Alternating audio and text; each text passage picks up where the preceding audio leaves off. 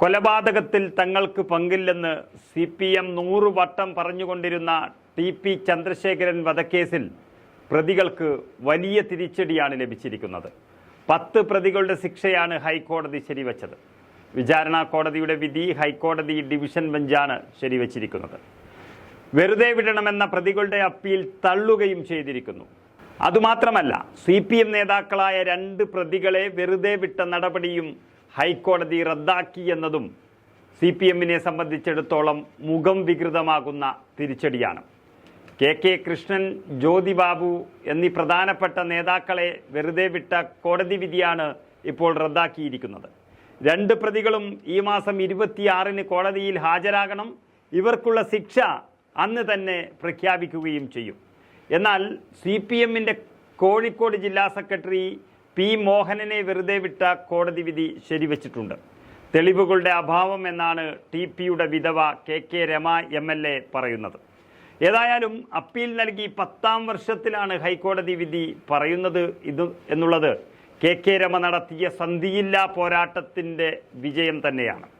പ്രതികളായ MC Anoop, Kirmani Manoj, Kodi Suni, TK Rajeesh, Muhammad Shafi, അണ്ണൻ Sujith, Shinoj, KC Ramachandran, trouser Manoj, CPMന്റെ പാനൂർ ഏരിയ കമ്മിറ്റി അംഗമായിരുന്ന PK കുഞ്ഞനന്ദൻ, റഫീഖ് എന്നിവരുടെ ജീവപര്യന്തം തടവും മറ്റൊരു പ്രതിയായ പ്രദീപന് 3 വർഷം കഠിന തടവുമാണ് 2014-ൽ വിചാരണ കോടതി വിധിച്ചത്. PK കുഞ്ഞനന്ദൻ ജയിൽ ശിക്ഷ അനുഭവിച്ചു വരുന്നതിനിടെ തന്നെ മരണപ്പെട്ടു.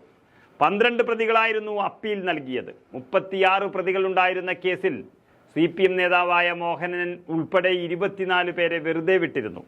ഇതിനെതിരെയായിരുന്നു KK രമയുടെ അപ്പീൽ പോയത്. അതിൻ്റെ പോരാട്ട വിജയമാണ് ഇന്ന് ഹൈക്കോടതിയിൽ കണ്ടത്. രമ MLAയുടെ വാക്കുകൾ നമുക്ക് കേട്ടുനോക്കാം. അതെ, വളരെ നല്ല വിധിയാണ് ഇത്. കേരളത്തിലെ നീതി തേടുന്ന എല്ലാ മനുഷ്യർക്കുമുള്ള ഒരു അനുഗ്രഹം കൂടിയാണ്. കാരണം പണവും അധികാരവും മാത്രമല്ല, മറിച്ച് നീതി കേൾക്കാൻ ഇവിടെ കോടതികളുണ്ട് എന്നുള്ളതും കൂടിയാണ്. ബഹുമാനപ്പെട്ട കോടതിയോടുള്ള വിശ്വാസം കൂടിയാണ്.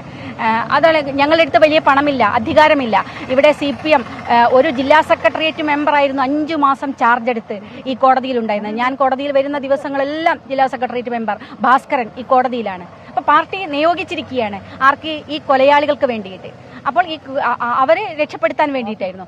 അങ്ങനെ പാർട്ടി പണമൊഴുക്കിയാണ് ഈ കേസ് നടത്തിയത്. ഞങ്ങൾക്ക് അതൊന്നുമില്ലായിരുന്നു. പക്ഷേ സത്യം കോടതി തിരിച്ചറിഞ്ഞു. സത്യം ഞങ്ങളുടെ പക്ഷത്തുണ്ട് എന്നുള്ളതാണ്. അത് ഈ നാട്ടിലെ എല്ലാ ജനങ്ങൾക്കും, നീതി തേടുന്ന എല്ലാ മനുഷ്യർക്കും ഒരു ആശ്വാസമാണ്. അന്നത്തെ ഏരിയ കമ്മിറ്റി അംഗം ഉൾപ്പെടെയാണ് ഇന്ന് പ്രതികർക്കപ്പെട്ട അല്ലെങ്കിൽ ശിക്ഷിക്കപ്പെട്ട പട്ടികയിലുള്ളത്. CPM നേതൃത്വത്തിന്റെ പ്രാദേശിക തലത്തിനപ്പുറത്തെ പങ്ക് വ്യക്തമാക്കുന്നതാണോ അത്? അല്ല, ഉറപ്പാണല്ലോ. കാരണം കൂടുതൽ CPMന്റെ ആളുകൾ ഇതിനകത്തേക്ക് വരുമ്പോൾ CPMന്റെ സംഘടനാ സംവിധാനം അറിയുന്ന ആളുകൾക്ക് അറിയാം, താഴെത്തട്ടിലൊരു ആലോചന നടക്കണമെങ്കിൽ മുകളിൽ നിന്നില്ലാതെ നടക്കില്ല. കുഞ്ഞനന്ദൻ പ്രത്യേകം ചോദിച്ചിട്ടുണ്ട് P. മോഹനനോട്, ഈ പാർട്ടി ആലോചിച്ചതാണോ എന്നുള്ളത്. പാർട്ടി ആലോചിച്ചു എന്ന് പറഞ്ഞിട്ടാണ് കുഞ്ഞനന്ദൻ ഈ ദൗത്യം ഏറ്റെടുത്തത്. അതൊക്കെ കോടതിയിൽ ഇവർ പ്രതികളെല്ലാം പറഞ്ഞതാണ്. പക്ഷെ തെളിയിക്കാൻ തെളിവുകളില്ല എന്നുള്ളത് കൊണ്ടാണ്. പല ഇതും പൂർണ്ണമായിട്ടും ഗൂഢാലോചന തെളിയിക്കാൻ ഇത്തിരി ബുദ്ധിമുട്ടുണ്ട്. പക്ഷേ ഈ കേസിൽ നമ്മുടെ പ്രോസിക്യൂട്ടർ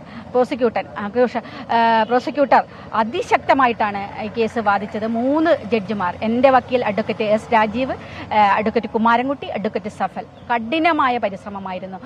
രാത്രി 9:30-10:30 വരെ കോടതി ചേർന്നിട്ടുണ്ട് ഈ കേസ് വായിക്കാൻ. 5 മാസം അപ്പീൽ കോടതി ഇങ്ങനെ ഉണ്ടാവാറേ ഇല്ല എന്നാണ്. ഒരു കേസും മാറാട് കോടതി കേസാണ് ഏറ്റവും കൂടുതൽ പോയത്. ആ കേസും 2 മാസമേ ഉള്ളായിരുന്നു. പക്ഷെ ഇത് 5 മാസമാണ് കോടതി. അങ്ങനെ തലനാരിറക്കീറി പരിശോധിച്ചു. കീഴ്ക്കോടതിയും അങ്ങനെയായിരുന്നു. വിചാരണ കോടതി 76 പേരിൽ എല്ലാ പരിശോധനയും നടത്തി ഏറ്റവും ക്രീമായ ആളുകളെയാണ് ശിക്ഷിച്ചത്. ആ ക്രീമായ ആളുകളെ മാത്രമേ കണ്ടു, തെളിവുള്ള ക്രീമായ ആളുകളെയാണ് ശിക്ഷിച്ചത്. അത് തന്നെയാണ് ഇവിടെയും പരിശോധന. അപ്പോൾ അവർ വിട്ടുപോയ 2 പേരെയും കൂടി അഡീഷണലായി ചേർത്തു. വലിയ വിജയമാണ്. പക്ഷേ ഈ പോരാട്ടം അവസാനിക്കുന്നില്ല. ഇനിയും ഗൂഢാലോചന പുറത്തു കൊണ്ടുവരാൻ ഇതിൻ്റെ മാസ്റ്റർ ബ്രെയിൻ, ഞാൻ തുടക്കത്തിലേ പറയുന്ന ഇതിൻ്റെ മാസ്റ്റർ ബ്രെയിൻ ഉണ്ട്. ആ ബ്രെയിൻ പുറത്തു വരണം. അതിനുവേണ്ടിയുള്ള പോരാട്ടം ഇനിയും തുടരും.